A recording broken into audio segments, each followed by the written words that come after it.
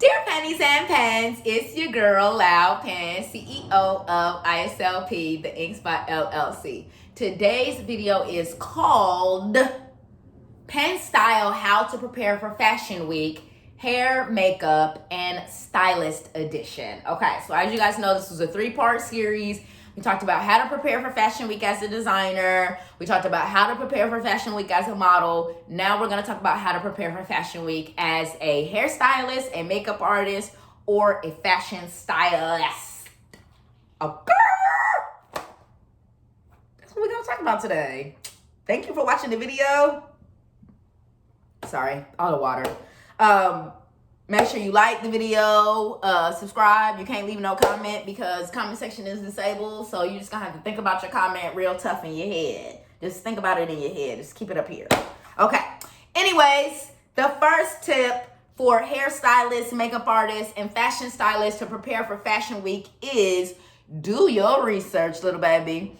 I mean, you can't style somebody's hair, do somebody's makeup, or style what they gonna wear on the runway if you don't do no research. So you need to do some research. You need to figure out what is the Fashion Week, when is it happening, what are they looking for, what do they need. Figure all of that out. Get all of them details. Do your research, little baby. Next, you want to apply to participate in the Fashion Week as a hairstylist, a makeup artist, or a fashion stylist.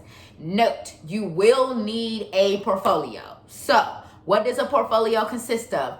Photos of your work. How do you get photos of your work as a hairstylist, makeup artist, and fashion stylist? Well, you do some work. That means you actually need to work with some models, coordinate photo shoots where you would actually do the hair, get a photographer to take some pictures of it. Same thing for a makeup artist, same thing for a fashion stylist. When you're first starting out, you're going to want to do what we call TFP photo shoots. TFP is trade for print. It means just what the context clues are telling you. It means that everybody that is a part of that photo shoot is basically just trading services to get this end product. So you as a hairstylist, makeup artist, or fashion stylist, again, you're going to want to partner with, those 3 people are going to want to partner with a fashion or accessories designer so let me start this all over again. A hairstylist, a makeup artist, a fashion stylist, a photographer, and a designer. These 5 people all need to collaborate on trade for print photo shoots. They all bring what their service is to the table. So the fashion designer brings the product, the clothes, the accessories, whatever type of fashion they do.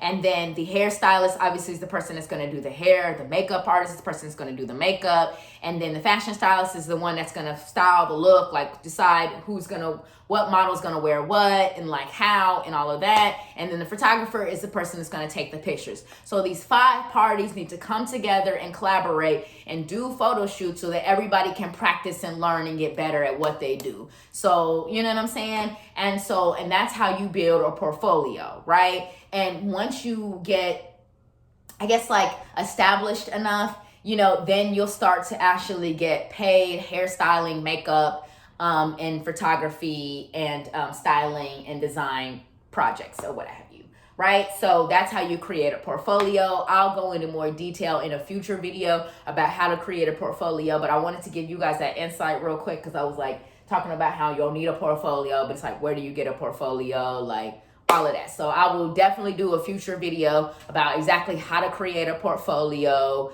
like as far as like how to create one, as far as the steps of executing photo shoots, also how you actually create it in the standpoint of how do you get it on the internet and then send it to people so that you can have a portfolio.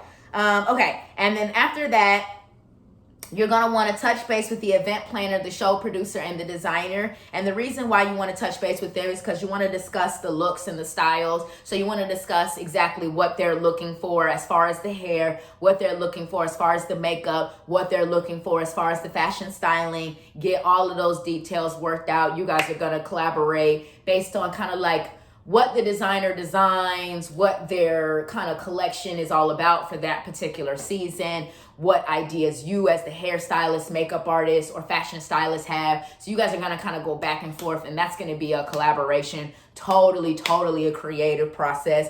There's no right or wrong way to do it. You know, some people like to talk via email, some people text, some people on the phone, some people on the Zoom. It just depends. But it's all about that collaboration to talk about what are we gonna do as far as the hair? What are we gonna do as far as the makeup? What are we gonna do as far as the styling?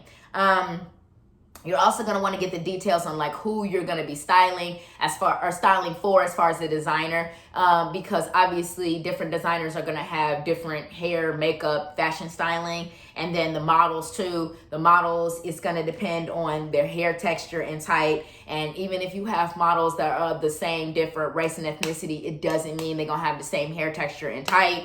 Prime example is me and my fellow Black Americans. Because we don't be having the same hair texture and type, and neither do Latinos, Latinas, any different types of the Asian nationalities, African nationalities, even white. Like, just because it's a white model doesn't mean they're gonna have long, straight, blonde hair. There are plenty of white people with curly hair. You know what I'm saying? So when it comes to you as the stylist doing the hair, for example, you know, you're gonna be working with all them different hair textures and types. So you need to understand that and know that. For makeup, same thing. Even if you working with people of the same ethnicity, it does not mean that they're gonna have the same skin tone when it comes to doing their makeup. So that's something you're gonna wanna know and understand and know exactly what these models look like before you get there day of and you have all those supplies ready to go. Because for hairstylists, you're going to need certain tools depending on the hair types and textures you're going to be working with. Makeup artists, same thing. You're going to need different types of foundations, concealers, brushes, all of that kind of stuff, depending on the types of models you're going to be working with. For the stylist, you know, when it comes to the looks, it depends on the type of models you're going to be working with. It depends on if they're female, male, non-binary, trans. It also depends on, you know, their measurements as far as their height, their weight, all of that stuff when it comes to you creating looks for the show. So, you know, you want to make sure you touch base and get all those details. You also, as a stylist, you want to make sure you pull any accessories that you're going to need. For hair, makeup, and fashion stylist, you're going to want to work on your looks. What are the final looks going to be? How's the hair going to be done? The makeup going to be done? What are the models going to be wearing as far as the actual full look? And to create all of this, you're going to want to create like a mood board. A mood board is obviously just a collection of photos for you to decide what your inspiration for the styling or the look is. So you're going to find a bunch of different photos that are similar to what you're thinking, what you're looking for, and what you've discussed with the full team, and then create that mood board. And so you'll use that mood board as a reference point when you actually are doing the hair, the makeup, and the fashion styling. I mean, I bet you guys did not know that fashion was like all this complicated and stuff. Y'all just think that we just, I don't know. I don't even know what the internet got people thinking about fashion. I really don't know. Okay. Next, number 4 on the list, to get ready for a fashion week as a hairstylist, makeup artist, or fashion stylist, the next thing you're going to want to do is you're going to want to practice your looks and your execution. Now, I know that you are the next Pat McGrath. I mean, honey, you probably get more calls and texts than Pat McGrath, okay? You are a poppin' makeup artist in the industry. You know how to do you some makeup. Honey, you got you a lot of followers on Instagram and blah, blah, blah, blah, blah, blah. But the thing is, unless you're actually Pat McGrath, who, for those that don't know, which you should totally know, is a famous black makeup artist in the fashion industry, unless you are actually Pat McGrath. But even if you are Pat McGrath, she probably still practices her looks and execution, okay? I understand that you've been doing hair for however long and makeup for however long and styling for however long, but you need to practice your looks and your execution because it's going to be different on game day / runway show day when, you know what I'm saying, you actually doing the model's makeup. And this is something I've made this mistake countless of times, like, because y'all know I also do makeup and styling, and I've never really practiced my looks before I do shoots. I haven't done makeup for runway shows, but I have done makeup for my shoots, and I need to practice my looks and my execution. And no, that's why I'm sharing this tip, because it's like, no matter how good you are at it, you need to practice and make sure that, like, you got it down pat, so the day of the show is just execution, right? So obviously you can practice on a model that's gonna be has hair, face, or body type similar to who you're gonna be styling the day of the runway show, or you can practice on a mannequin. It just depends, but either way, just practice your looks and your execution. After that, this is specifically for fashion stylists. This next tip: do a fitting. Depending on when and where the show is, you may not get to do that big of an advanced fitting, but hopefully you'll at least get to do it day of. So as the stylist, you can make any adjustments to the clothing so it fits the model better. And then the next thing you're gonna wanna do is finalize. You're gonna wanna make any edits and changes. So edits and changes is like, after you're touching base with the team, like the designer, the event planner, the show producer, after you've practiced the looks and execution, you might have to make some changes or adjustments based on those conversations and happenings. So you want to finalize and make those adjustments then.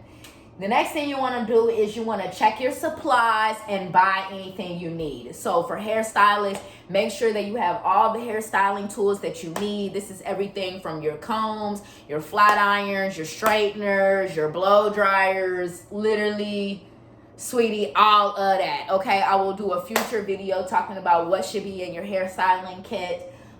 For makeup artists, you're gonna want not just makeup in your kit, you're also gonna want some skincare items too, right? Because what if you make a mistake, you use a little too much eyeshadow? You're gonna want to have something where you can have makeup remover, skincare items like that. You know, sometimes sadly models don't always have the best skin, as far as like maybe they have acne, breakouts, which is no judgment on that, because we all get acne, we all have breakouts. But you also want to have some skincare, because you might have to do some last minute skincare stuff, because the makeup is not going to lay right if their face is not right, to be blunt.